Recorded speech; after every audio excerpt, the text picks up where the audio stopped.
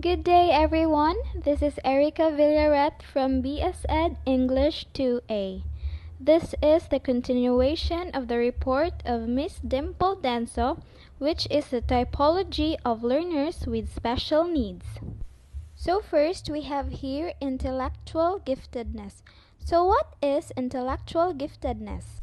Intellectual gifted means a child whose intellectual abilities, creativity, and potential for achievement are so outstanding that the child's needs exceed differentiated general education programming, adversely affects educational performance, and requires specifically designed instruction or support services.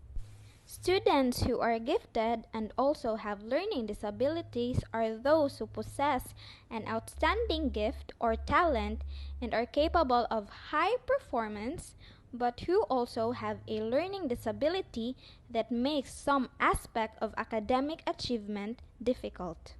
So I have here an example of a person who's intellectually gifted. Do you know Albi Casino?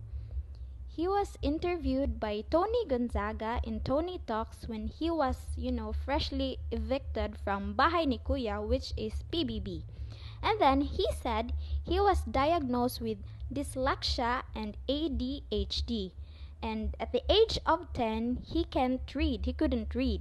During quizzes and written exams, Albie would get a 0 because he can't answer a test when he couldn't read, right? And then there was a time when the teacher had this oral recitation and she was very shocked because Albie was able to answer it correctly. And that's a time when the teacher concluded that there's something wrong with Albie, especially with his performance in school. So this time we will answer this question. Who are these students? This time we will identify these intellectually gifted learners. So first we have here student whose giftedness masks their learning and thinking differences. These kids score high on the test for giftedness but may not do well in gifted programs. These students use their exceptional abilities to try to compensate for their weaknesses. But as they get older, they may be labeled as underachievers or lazy as they fall behind their gifted peers.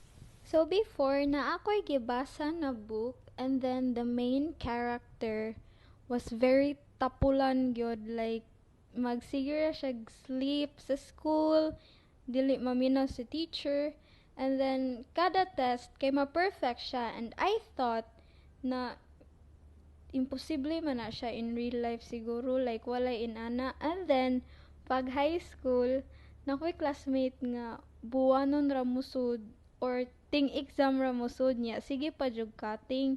And it amazes me because every time there's a test, like always jud na naay test, dagko siya grado, although dili perfect, pero mas dagko siya grado kaysa sa mga regular or always present sa klase. And I never heard cheating issues or like nagkodig siya because even before na elementary pa siya, always jud siya naa sa top 1. And then I think nilaylo lang siya pag high school, munang medyo nagtinapulan. And based on observation, this intellectually gifted student wants a very challenging type of learning experience because they find it boring when they enter into a regular class in which their IQs kay mas high, and that's why it causes cutting class, dili na maminaw sa teacher. It's because they want something more challenging as a learning experience. Next, we have students whose learning and thinking differences mask their giftedness. Learning and thinking differences can affect performance on IQ tests and other assessments for giftedness. Also, students whose learning and thinking differences and giftedness mask each other. These kids may appear to have average ability because their strengths and weaknesses cancel each other out.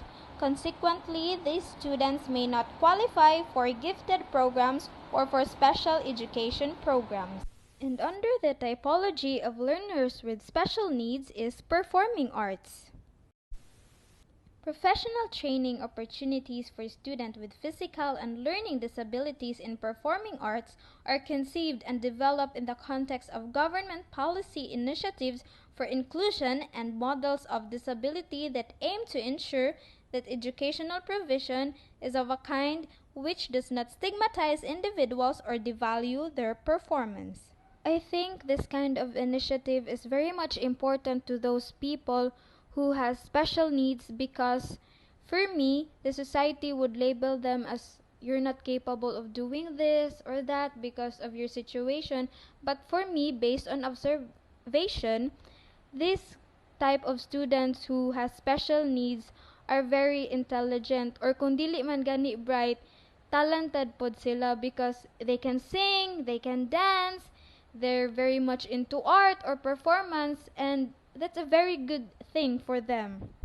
These special children need special training to communicate, learn simple everyday tasks, and express their feelings from happiness to anxiety. There are several art therapy activities and creative ideas to give special children an outlet. Occupational therapy incorporates these activities as per individual needs. There is no better way to boost a child's self-confidence than creating something artistically, painting activities with cut vegetables or fruits, water splash colors helps in motor, coordination, self-confidence, and creativity. For children with special needs, music is bliss. Dancing helps them express themselves and build their body strength. Music or dance therapy for children with Down syndrome, autism spectrum disorders, physical disabilities, cerebral palsy, learning disability, and etc. boosts the feel-good hormones in their brains and relaxes them. Again, as what I've said earlier, that based on my observation, students with special needs are very much into performing arts like dancing, singing, and everything that's related to art.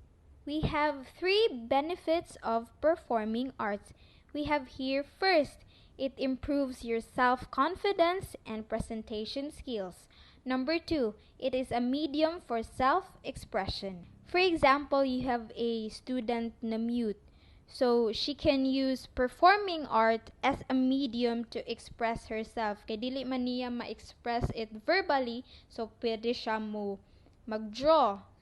Anything that can make her express herself. And then next is physical and personal development. It helps the student to develop his or her personal being. Individuals with special needs require more than just acceptance. They must also feel included. As a society, we must ensure that everyone is a part of our community and that one's differences do not result in denial of basic human rights. That would be all. Thank you for listening.